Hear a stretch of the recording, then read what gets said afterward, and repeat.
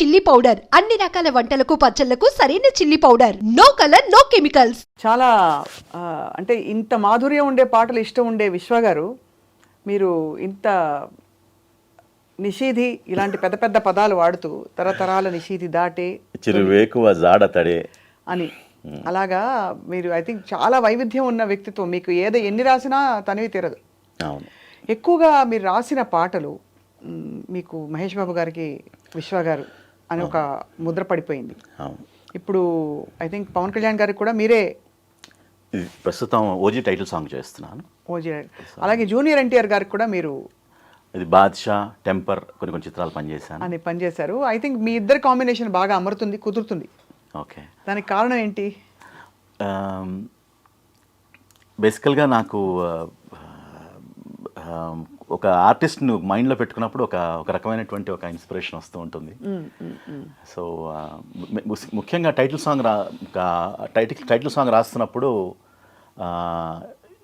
వాళ్ళ personality also will make an impact on you. So ఏం గుణాలు ఎలా చూస్తారు మామూలుగా ఒక టైటిల్ బేసికల్గా? అంటే బేసికల్ సిచ్యువేషన్ ఉంటుంది. ఇప్పుడు ఈ సిచ్యువేషన్కి హీరో ఎలా పెర్ఫామ్ చేస్తారు, కథతో పాటు పర్సనా కూడా ఆల్సో అనలైజ్. ఉదాహరణకి ఇప్పుడు పాట రాయమని అడిగారు బోస్ మీద, ఫర్ ఎగ్జాంపుల్ మహేష్ బాబు గారే ఉన్నారనుకోండి.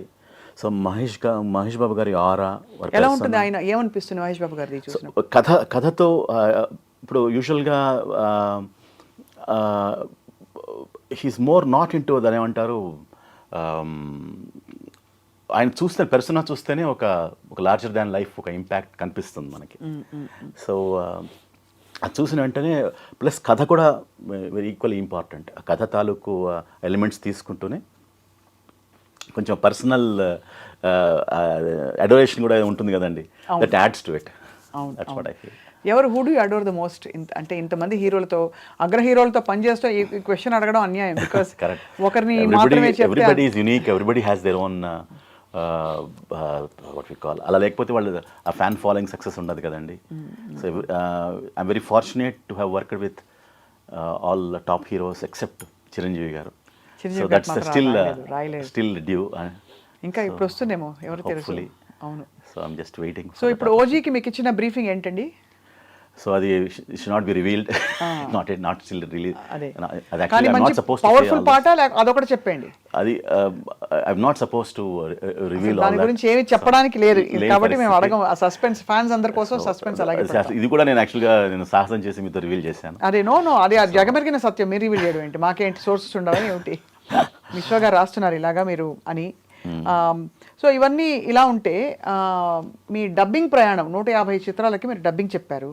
అవును. సో అది కూడా చాలా ముఖ్య పాత్రలకి చెప్తూ వచ్చారు. ముఖ్యంగా ఏంటంటే నాకు డబ్బింగ్ కార్డ్ నాకు ఎప్పుడు గుర్తుంచుకోవాల్సిన వ్యక్తి అచ్చిరెడ్డి గారండి. ఆయన నా కాలేజ్ నుంచి నేను ఏకపాత్రాభినయం చేశాను. ఎన్టీ రామారావు దానవీర సూరకర్ణలో డైలాగులు అవి చెప్పానమాట. ఆయన చూసి చాలా ఇంప్రెస్ అయ్యి, వాయిస్ కొంచెం కల్చర్ బాగుంది, మా సినిమాలో విలన్ ట్రై చేద్దామని నాకు ఆయనే డబ్బింగ్ యూనియన్ కార్డు ఆయన డబ్బులు కట్టేసేసి ఇంటికి పంపించాడు యూనియన్ కార్డు. సో ఆయన నన్ను డబ్బింగ్లో ఇనిషియేట్ చేయి నన్ను తీసుకెళ్ళింది. ఫస్ట్ పాత్ర ఏంటో మీది డబ్బింగ్ చెప్పిన పాత్ర? ఫస్ట్ పాత్ర మాత్రం బాగా హిట్ అయిన పాత్ర సింహాద్రిలో రాహుల్ దేవకి. చాలా చెప్పచ్చు కదా స్వామి. చాలా వెరీ పవర్ఫుల్. ప్లీజ్. అలాగే, అందుకే మేము వెయిటింగ్ ఆ విలన్ని మళ్ళీ చూడాలని. చాలా భయంకరమైనటువంటి కొంచెం వల్గారిటీతో కూడిన వ్యవహారం ఆ డైలాగ్ అది. ఆంటోనీతో కొనాలనో కదరా, సిగ్గుపడతానే,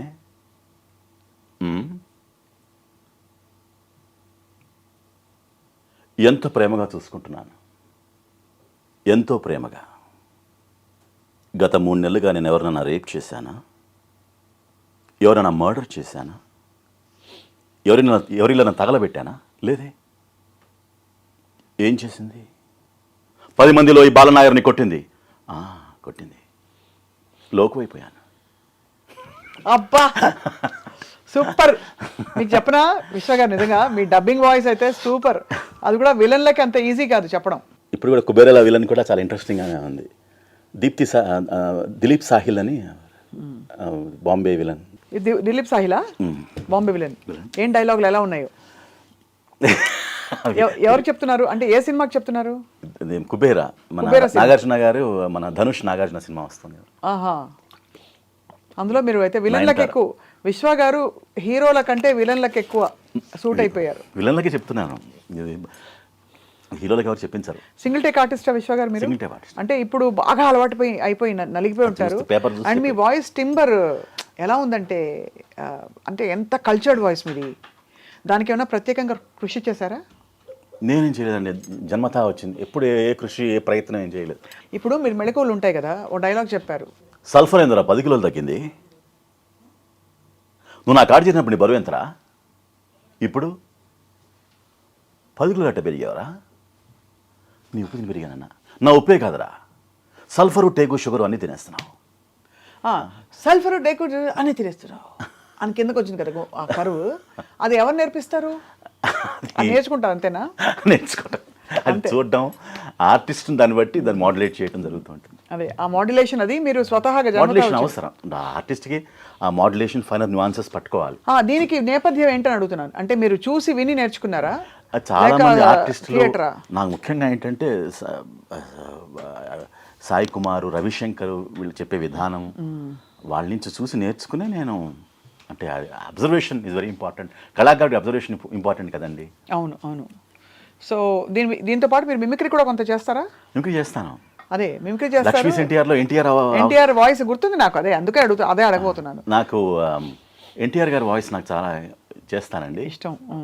కొంచెం రకరకాల వాయిస్లు చేస్తాను. ఎన్టీఆర్ గారిది కాస్త వృద్ధాప్య వాయిస్, దాని మీద సొరికిన డైలాగ్ వాయిస్, అలా కొంచెం రకరకాలుగా చేస్తాను. అది చిన్న బిట్స్ మరి మేము మీ చేత మీరు దొరికారు కదా అని అన్ని ఇలా అడిగి చేయించుకుంటున్నందుకు మాకు బాధగా ఉంది, కానీ పర్లేదు అదే ఉంది. I'm very happy to do. So అంటే మీరు ఎన్టీఆర్ గారిది, పాత ఎన్టీఆర్ గారి వాయిస్ నుంచి ఈ వృద్ధాప్యం వచ్చే వరకు ఎలా మారుతూ వచ్చింది ఆయన వాయిస్? అంత లేదనుకోండి, 2-3 చెప్తాను. ఒక 2-3 చాలు. Yeah no problem. దాని మీద సొరికిన డైలాగ్ అది. కించిత్ మధుపానాసక్తమైన మా చిత్తభ్రమ భళ